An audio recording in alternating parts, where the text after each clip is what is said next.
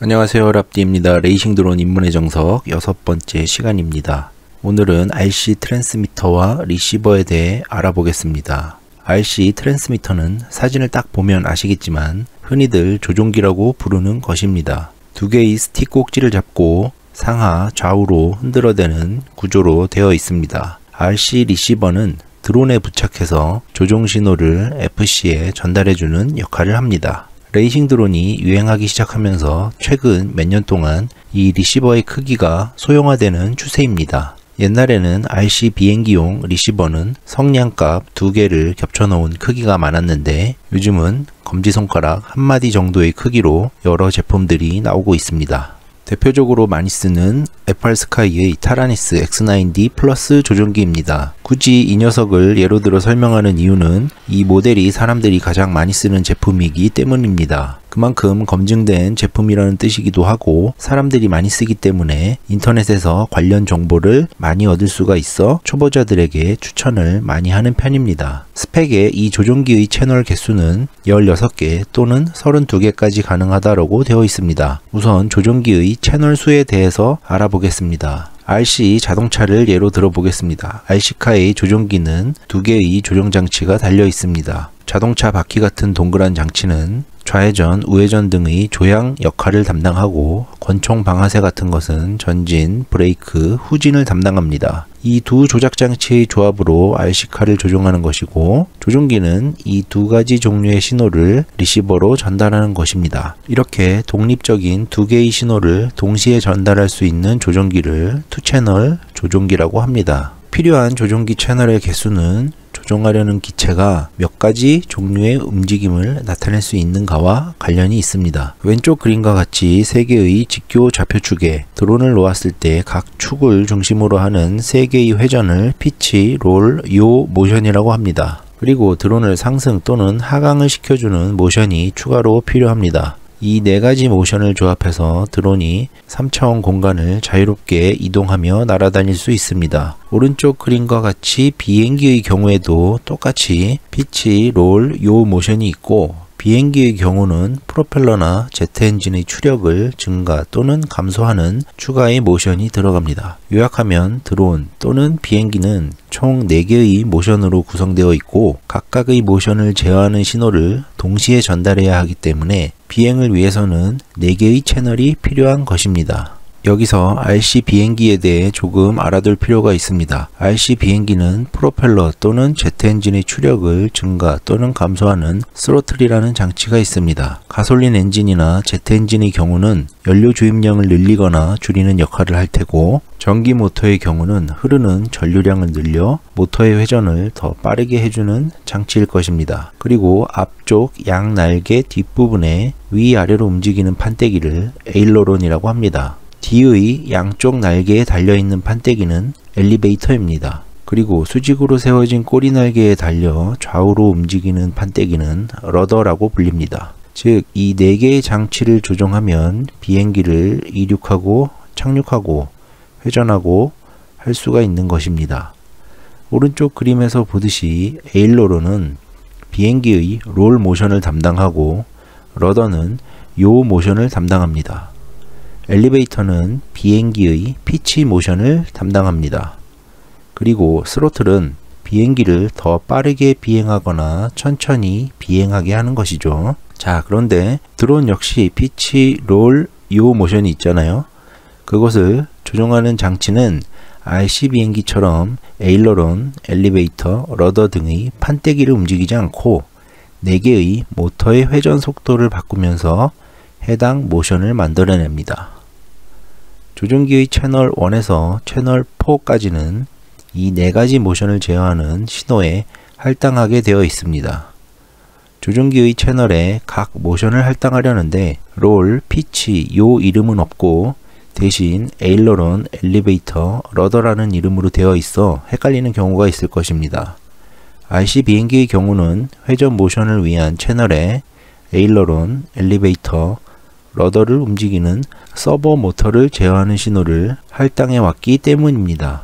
따라서 조종기의 채널 1에서 4까지 스로틀, 에일러론, 엘리베이터, 러더라고 쓰여져 있으면 각각 스로틀, 롤, 피치, 요로 이해하시면 됩니다. 자, 이제 채널이라고 하는 것을 조금 더 쉬운 비유로 말씀드리면 조종기와 리시버 간에 연결된 가상의 전선입니다. 하나의 전선을 통해서는 한 종류의 모션만 제어하는 신호를 보낼 수 있습니다. 앞서 말씀드렸듯이 4개의 채널만 있으면 드론의 움직임을 제어할 수 있다고 했으니 각각의 채널에 스로틀, 롤, 피치, 요를 제어하는 4개의 신호를 보내주면 됩니다. 그런데 비행을 제어하는 신호 이외에 시동을 걸어주는 신호도 보내주어야 하고 비행 모드를 바꿔주는 신호를 보내야 할 때도 있습니다. 또한 풀숲에 떨어진 드론을 찾기 위해 부저를 울려주는 신호를 보내야 할 수도 있습니다. 이 3가지 부가적인 신호를 보내주는 채널을 옥스 채널이라고 합니다. 그리고 조종기와 리시버 간의 신호 감도를 조종기로 보내주기도 하는데 이 역시 하나의 옥스 채널이 필요합니다. 즉 예로 든 경우에는 총 8개의 채널이 필요하고 조종기는 8개 이상의 채널을 가진 것이어야 원하는 신호를 드론에 모두 보내줄 수 있습니다. 요약을 하자면 첫째, 리시버에 동시에 보내줄 수 있는 신호의 개수를 조종기의 채널 수라고 합니다. 둘째, 비행 모션에 관련된 4개의 신호는 2개 스틱의 상하 또는 좌우 움직임으로 만들어내고 1번부터 4번까지의 채널만 이용해야 합니다. 셋째, 비행 모션 이외의 부가적인 신호들은 조종기의 스위치를 통해 제어하고 그 신호는 옥스 채널을 통해 리시버에 전달됩니다. 이제 조종기의 트랜스미터 모듈에 대해 알아보겠습니다. 트랜스미터 모듈이란 조종기에서 무선으로 조종 신호를 송신해주는 역할을 담당합니다. 타라니스 X9D 플러스 조종기에는 FRSky XJT라는 내장 모듈이 들어 있습니다. 그런데 이 조종기의 뒤쪽에 외장 트랜스미터 모듈을 장착할 수 있는 공간이 있습니다. FRSky XJT 외장 모듈은 원래 내장되어 있는 트랜스미터 모듈과 같은 것인데 단지 외장형으로 만들어진 것입니다. 내장 트랜스미터 모듈이 고장났을 때 번거롭게 조종기를 열어서 내장되어 있는 XJT 모듈을 교체하지 않고 단지 외장 모듈을 하나 사서 등에 꽂아주면 번거로운 교체 작업을 안 해도 됩니다. 또한 내장 트랜스미터 모듈은 2.4GHz 주파수를 이용하는데 장거리 비행과 장애물에 의한 신호 끊김 현상을 줄이기 위해 900MHz 주파수 대역을 이용하는 R9M이나 크로스파이어 모듈을 사서 장착할 수도 있습니다. 물론 이 경우에는 그에 맞는 리시버도 따로 구매를 해서 사용해야 합니다. 이런 확장 공간이 있는 것이 이 조종기의 장점 중 하나입니다. 짐벌에 대해 알아보겠습니다. 짐벌이란 스틱의 움직임을 전기적 신호로 바꿔주는 장치입니다. 즉 스틱이 어느 각도로 얼마나 기울어져 있는지를 읽어내는 장치입니다. 기본으로 탑재된 짐벌은 포텐쇼미터를 이용한 짐벌입니다. 오른쪽 그림과 같이 스틱의 움직임에 따라 저항이 늘어나고 줄어들게 설계되어 있고 그 저항 값을 통해 스틱이 얼마나 움직였는지를 알 수 있습니다. 그런데 이 짐벌은 스틱을 오래 씀에 따라 저항 물질에 닿는 접점 부위가 마모되어 고장나거나 제대로 값을 읽어내지 못하는 경우가 있으며 읽어내는 값도 정확하지 않은 경우가 발생합니다. 이 문제를 해결하고자 홀 이펙트 센서를 이용한 짐벌이 개발되고 추가로 구매하여 교체할 수 있습니다. 홀 이펙트 센서 짐벌의 작동 원리에 대해서는 따로 말씀드리지는 않겠고요. 다만 기억해 두실 것은 기계적으로 마모되는 접점이 없기 때문에 내구성이 높고 포텐셔미터 짐벌보다 값을 더 정확하게 읽어낼 수가 있습니다. 입문자나 초보자의 경우는 이 짐벌 센서의 정확도보다 손가락 움직임이 정밀하지 못하기 때문에 두 짐벌의 차이를 느끼지 못합니다만 어느 정도 숙련된 파일럿이 되면 홀 센서 짐벌을 쓰면 더 정밀한 비행을 할 수 있다는 것을 알게 됩니다. 따라서 처음에 한 1년 동안 기본으로 장착된 짐벌로 연습을 충분히 하시고 그 후에 M9 짐벌로 업그레이드 하시면 좋습니다. 그런데 FRSky의 M9 짐벌 중에 M9R 짐벌이 있습니다. 매력적인 빨간색에 혹해서 이걸 사시는 분들이 꽤 많은데요. 이 짐벌은 레이싱용 짐벌입니다.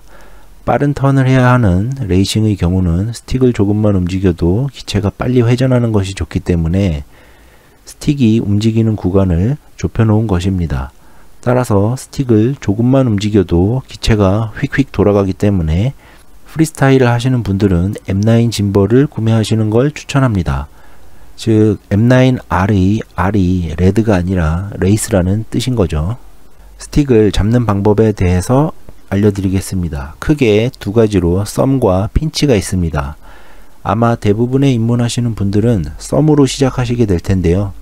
말 그대로 엄지손가락을 스틱 대가리의 정수리를 눌러 조종하는 것을 말합니다.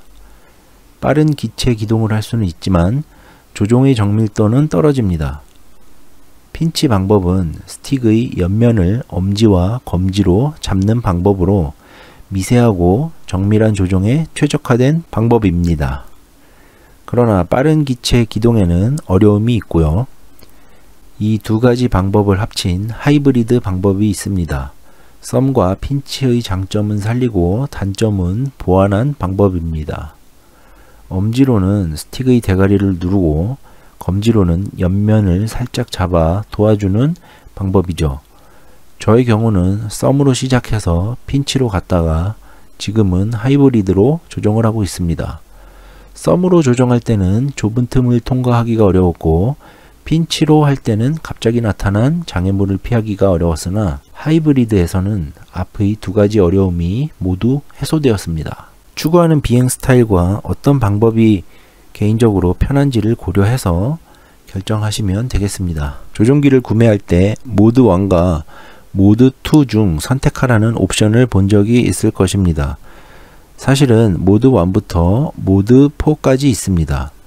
두 개의 스틱에 4개의 모션이 어떻게 할당되어 있는지를 나타내는 것인데 기존의 RC 비행기나 헬리콥터 경험이 없는 분이라면 모드 2로 선택하시면 됩니다.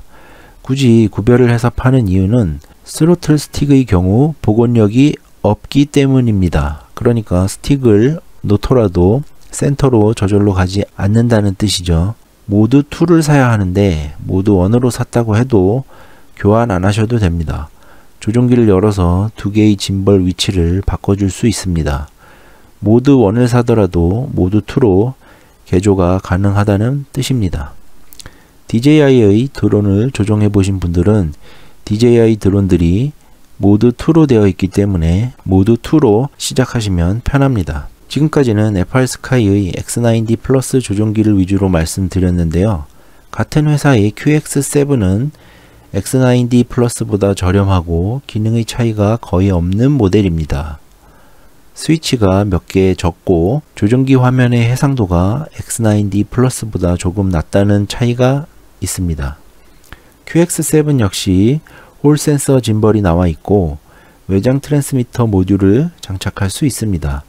제가 조종기를 구매할 때는 QX7을 모를 때라서 X9D 플러스를 샀는데 지금 다시 조종기를 사려고 한다면 저는 가성비가 더 좋은 QX7을 살 것입니다. 마지막으로 리시버에 대해 얘기 드리겠습니다. 내장된 트랜스미터 모듈에 대응되는 리시버를 추천해 드리겠습니다. RXSR과 XM 플러스 둘 중에 하나를 쓰시면 됩니다. 모두 FRSky사의 제품이고 1.5km 이상의 조종거리를 가지고 있으며 16채널을 지원합니다. 그리고 앞서 말씀드린 X9D 플러스나 QX7에 모두 바인딩해서 쓸 수 있습니다. 일단 둘 중에 하나를 쓰시고 나중에 이것저것 비교하면서 새로운 걸 써보는 게 좋겠죠. 입문자 입장에서는 여러가지 다양한 선택지에서 비교를 해서 하나를 고르는 것보다 확실한 하나를 쓰는 것이 중요할 테니까요. 이상 오늘 강좌를 마치겠습니다. 감사합니다.